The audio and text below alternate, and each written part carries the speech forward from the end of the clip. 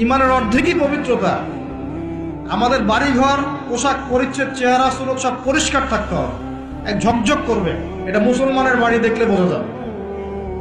হিন্দু ভাইদের বাসায় গিয়ে দেখা যায় পূজা করার আলাদা জায়গা আছে, মুসলমানদের বাসায় নামাজের জায়গা খুঁজে পাওয়া যায় না। এটা কেন? মুসলিমদের বাসায় নামাজের জায়গা খুঁজতে হয়, নামাজ পড়ার জায়গা কোথায় দেখান। বাসা বানাচ্ছেন 5 তলা 10 তলা, এগুলো সামনে কবরস্থান হবে, কারণ ভূমিকম্প আসতেছে, আগেই বলছে। এবং সিরিজ আসবে, সিরিজ সানাওয়াতুজ জালাজিল, জালজালার বছরগুলো আসবে, ওইদিকে আমি পরে আসতেছি। তো বানান আর উঁচু উঁচু বানান। 10 তলা বাড়িতে একটা জায়গা পাওয়া যায় না নামাজ পড়ার জন্য।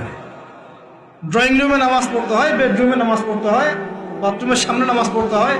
অথচ একটা ছোট্ট হিন্দু ভাইয়ের বাসায় গিয়ে দেখেন, তার ইবাদত, তাদের ইবাদত মানে তাদের ভাষায় বলছি,